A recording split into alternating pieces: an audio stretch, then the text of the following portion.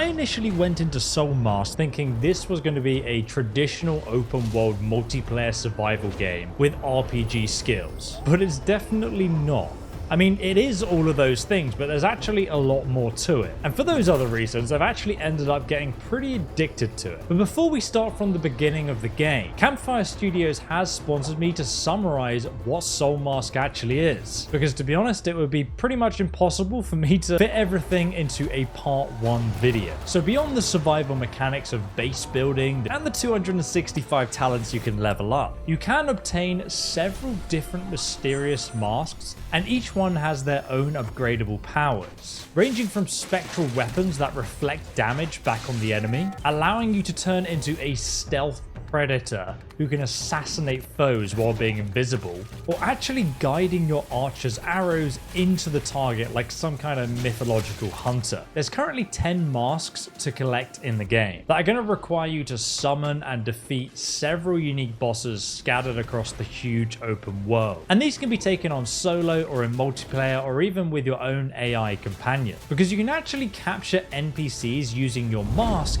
and then abduct them and get them to work for you instead. You can then instruct them to gather resources, craft, and use them to automate pretty much any process in the game, while you do all the fun stuff, like building the base, breeding livestock, or laying traps for enemy raids. Now you can inspect each NPC and level up all of their individual skills, and then you can command them to follow you into battle, and even give them orders. Or alternatively, if there's a particularly powerful person you want to play as, you can take control over them and then use their skill set yourself. Now Soulmask is based in this open world map with deserts, swamps, volcanoes, and snowy mountains. Each region is going to have its own challenges and an AI tribe to defeat as well. Sometimes they'll even come and attack your base. You're also going to find ruins scattered around the world with new items so you can upgrade your mask and unlock new abilities for it. Not to mention the iconic bosses that you can summon and defeat. Where you actually decide to make your tribe settle is completely up to you. The map itself is so big that there's actually portals that also transport you around it too. But I was really impressed with the Souls-like combat. There's actually 8 different styles of weapons. You've got everything from throwing weapons, dual swords, claws, spears, bows, and the warhammer, with 75 special combat skills that you can unlock, and each one has a very different effect that you can use in battle. You can also parry, block, and dodge roll. And to be honest, all these things that I've mentioned are really just the tip of the iceberg of the content that this game has to offer. So you can check out Soulmask for yourself from the link down below in the description. It's literally just come out right now. So let me guide you through the game and give you a few tips and tricks before you get started. So we can jump online, or we can make a solo server with our friends. There's also different difficulty options here too. Let's go ahead and start a new game.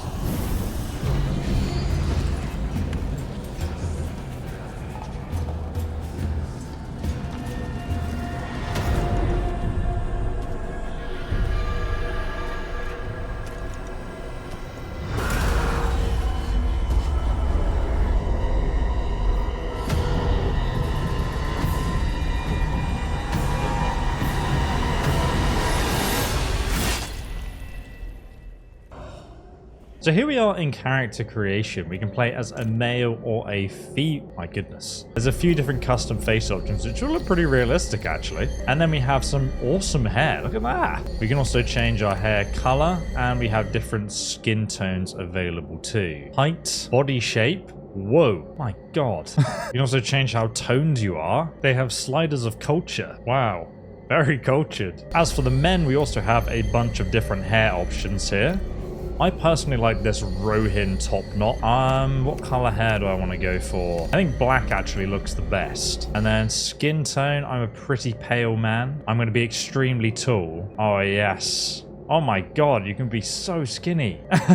Maximum body fat or just ridiculously ripped. How about character faces? What are we going to go for? I'm going to go for this angry looking face here. There we go. Oh! Jesus. Get Rex up. The Battle Brothers are coming to save me.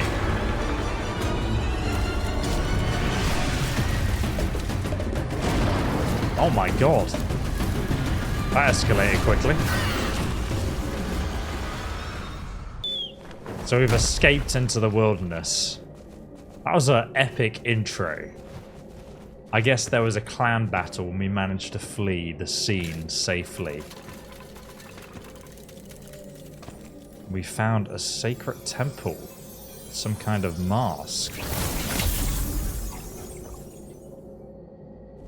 Kind of terrifying, to be honest. So this is where we select our mask. Now you can find different masks as you're playing the game and they give you different abilities. But you start out by choosing a starter mask. You can also customize the color of the mask too, but I think gold looks pretty awesome. So the civilization mask has the ability to heal itself as well as take lots of reduced damage. So it's great for a tanky kind of character. Next we have the conquest mask, which is for assassin characters. You've got like noise absorption, so you make less noise. You deal more damage when you backstab them, 1.5% life steal. And you're just overall better at sneaking. Then we have the Rich Mask, which is the Archer class. They have better accuracy with arrows, deal bonus damage to weak spots, and have an ability that gives them 15% more damage with bows. I'm personally going to go for the Assassin character because I just think this is really cool. I think a red mask with yellow eyes looks pretty dope. We will call him Assassino. Oh, name contains sensitive words. I'll call myself ESO then. My god, I'm so ripped. It's unreal. It's time to unleash our newfound powers. All I have is this loincloth. Okay, so the game's randomly spawned us into the world. And if we look on the map, you can see the map is absolutely humongous. But we start out with just this section of map unveiled, and we've spawned just over here. There's some mysterious ruins nearby and some unexplored location. We can unveil the fog of war by absorbing the knowledge of enemies, which we'll talk about in a moment. But for now, we just need to get ourselves acquainted. All right, so let's go and harvest some bushes. And as you can see, the more we harvest, the more we're going to level up our proficiency talent in harvesting. There's like 256 talents in this game to master, so the more you do each one of these different skills, the more you're going to level it up. And it's the same with combat skills as well. Now we need to find some stones. Let's go and pick up some rocks on the ground and also these sticks here. And doing this is also going to level up our mining proficiency. So now if we open up the technology tree, we can see all of the different things we can craft as we progress in the game. You've got Stone Age, Bronze Age, and even steel tools as well. And this is just the beginning. They're going to be adding even more content to this. But right now we want to unlock the campfire. Now we do have 25 skill points to spend, but all this basic stuff doesn't cost any points to unlock. So we're just going to go ahead and unlock the campfire. We're going to unlock all these different features of base building, which allows us to build a complete base and craft primitive tools. So now if we press tab, we can actually craft ourselves the campfire. So now we can just put our campfire down on the floor here, and that's going to be our respawn point. The next thing we want to craft is a stone pickaxe, a stone axe, and a stone scythe and butcher's knife. Now, each time you craft something, it has a chance to be of a different rarity. So we've made a good stone axe. But if we actually just go ahead and craft it again, the golden epic version. And as you can see, it has a durability of 1,800 compared to the good version, which only has 1,200 durability. And if you press V on these items, you can deconstruct them and get some of the materials back. So now we have our axe, we can go ahead and equip it. We can just start chopping down some trees. Like so. And we're going to get loads of wood and also level up our wood cutting. And later in the game, we can actually hire some minions or slaves to do this for us. So, even though I quite enjoy doing this in survival games anyway, let's get our pickaxe out and start mining some flint, which we can use for getting stones and weapons. I love the mining because when you actually hit the rock, you actually knock a chunk off it, specifically where you hit, and so you completely destroy it, which is a really nice sort of accurate physical deconstruction when you're mining. Makes it so much more satisfying. Now, instead of manually picking up these bushes, because we've made a scythe, we can go ahead and equip that, and we can just do this to immediately clear all the bushes in front of us. So we do have some food, and if we eat that food, you actually see my health increases from 210 to 310, plus 100 health for 10 minutes. Now we can basic attack with a spear like this, but if we hold it down, we do these rapid attacks. Now I can see a turkey right here in the bushes, and if I go ahead and sneak, You can see it's trying to listen out for me right now. So ideally I want to sneak behind it and just assassinate it right in the rectum.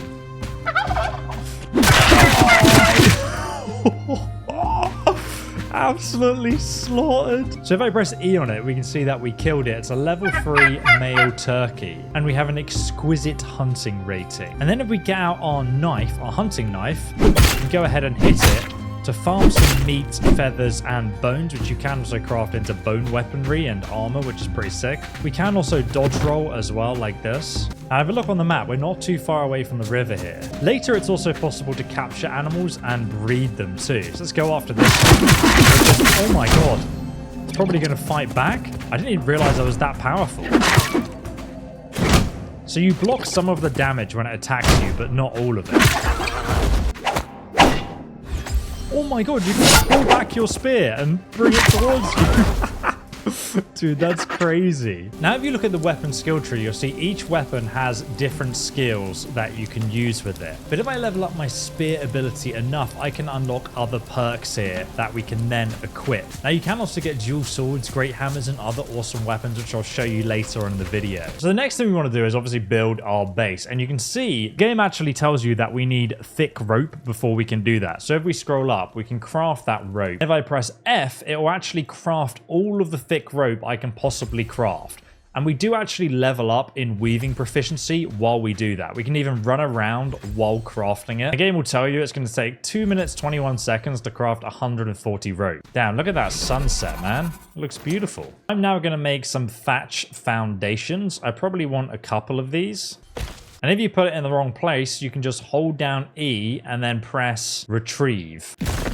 And then you can just replace it wherever you want. Now, before we actually build a base, we're going to want to unlock the bonfire. And as you play the game, you'll see there's tons of different things you can craft here. So if we just search bonfire in the top, it'll actually come up and we can just go ahead and craft it. So I would recommend putting your bonfire down somewhere where it's relatively flat. Like just here. Oh, someone has spawned in. It says, let me join you. And I can press F1 to agree. And she's going to now join my tribe. And if we press E on her, you can see she's got some armor, which we could steal. She's also got lots of tools for crafting. So I'm going to build the base around the bonfire. And now we have this nice square platform. I'm going to relocate the bonfire right in the center of this platform. So this is basically going to be our building area, and everything is going to be protected by the bonfire. Now, if we press E on the bonfire, we can actually start roasting all of these locusts that we found while we were harvesting stuff. We're also going to go and put all of these branches in the bonfire as well. And now we can take this food out and we can actually go and give it to our companion here so she's happy and has some food. And then we can tell her to start doing some work. Now, currently she only has a normal axe, but if I actually give her a better one, she'll now farm items a lot faster. Now, if I hold down E on her, I can tell her to follow me and join an army, or I can say I'm going to set some work for her to do. And now we can give her different assignments. So we're going to go to camp upkeep.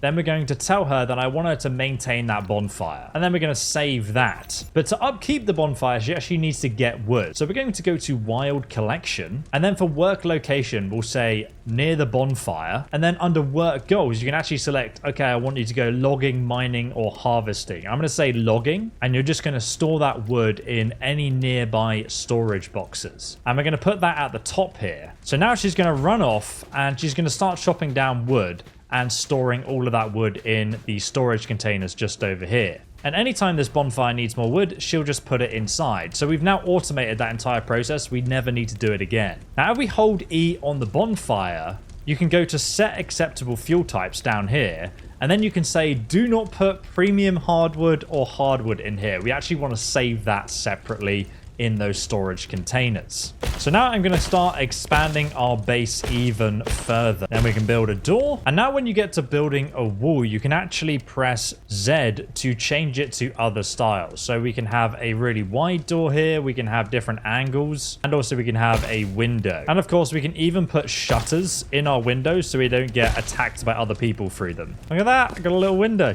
So the NPC, when they leave, they will actually close the door behind them as well, which is crazy. I've got carried away with the base as I do in every survival game, but now we actually need to put a roof on. And as you can see, there's lots of different roof styles. Let's put the corner ones on. Perfect. It's coming together.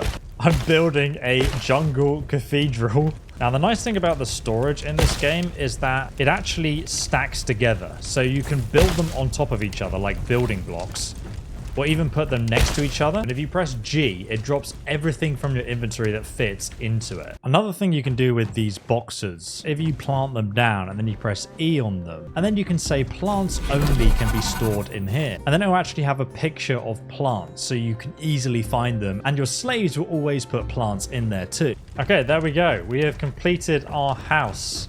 This is going to be like the throne area up here. I'm thinking ahead, okay? Now, if we go back to the technology tree, we now need to build a carpentry table and the ability to make planks, beds, and splints. And we can place it down just here. And then if we press E on it, we'll now be able to make planks, which require logs to make. Now, you can either stand here and craft those planks yourself, or you can just tell your companion to do it for you. We're also going to need to craft some wooden handles to get better weapons. Now, I've been crafting most of this time, but as you can see, I've leveled up to level 18, and we do have different stats that we can invest our abilities in. Agility, for example, increases your attack speed and damage with blade weapons. Endurance increases your max stamina. Strength increases your max carry weight and damage with heavy weapons. Physique gives you different resistances to elemental effects, and perception actually increases your damage output with bows. Alright, so I eventually worked my way up to the building workshop, and after progressing the tech tree to unlock beast bone weapons, I was then able to craft the weapon crafting bench, and here I could make all of the beast bone items. And I made a spear and a shield, and I've only got some wooden arrows, but if we put those on the bow, we can then go ahead and fire those as well. Oh my god, it has first person. So I'm now in the fog, and I want to explore the northern rainforest scout point, and I can see just down there, it seems to be like an enemy encampment or something. Discovered a barbarian camp. I want to see if I can sneak attack them, because I can only see one enemy right now. There might be one sleeping. There we go. Oh my god. Point blank headshot. There's actually a few of them though, so here they come. Oh my god, oh my god. Okay, that's one dead dog. Look at how angry he looks. Come on then. Whoa. Oh my god. Oh, he's dodging me.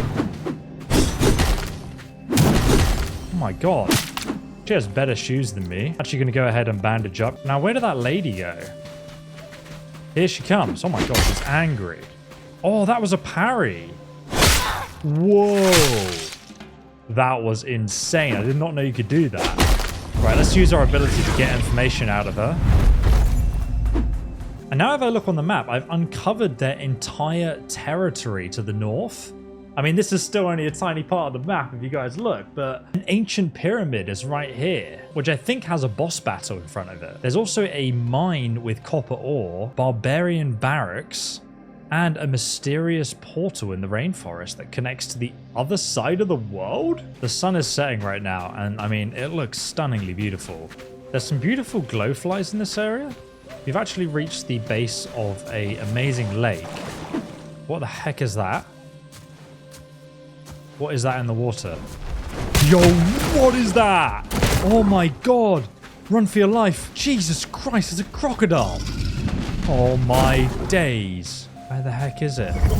Okay, I can scan it. Where is it? I can see it. It's just over there. Oh my days, we just hit big on it. Here it comes. Oh my god, I've just angered it. I've just angered it. Oh my god! Jesus. Get wrecked, son. Oh. Okay, as long as I defend its attacks, I can actually survive this. Let's use our shield ability to knock it out. Beast bone and alligator skin. And fresh meat. Can you actually swim? Oh, you can swim in this game. I didn't even realize. Oh my god, there's an enemy right there. Get wrecked, son. Boom. See if we can sneak attack this one. Big damage. Oh, yeah. Nice. I am an absolute stealth master. You actually do more damage depending where you hit them. Okay, so there's another little temple here with an ancient relic that I can open. Lots of green crystals. I'm now approaching the mysterious ruin that has a outcast guardian. And apparently a relic of an ancient civilization was left here. See if we can get her. Get wrecked. Oh my god, yeah, pull her over. Oh, yes, we already got one down. Oh, she dodged me. Nope. Get wrecked, Sonny. I want to try using a throwing axe. Here we go. Oh my god. With some stone arrows and more things to upgrade our mask with. But most importantly, this is the relic with the control ability. Ooh, very pretty. Oh, sick. It's taken it off my face.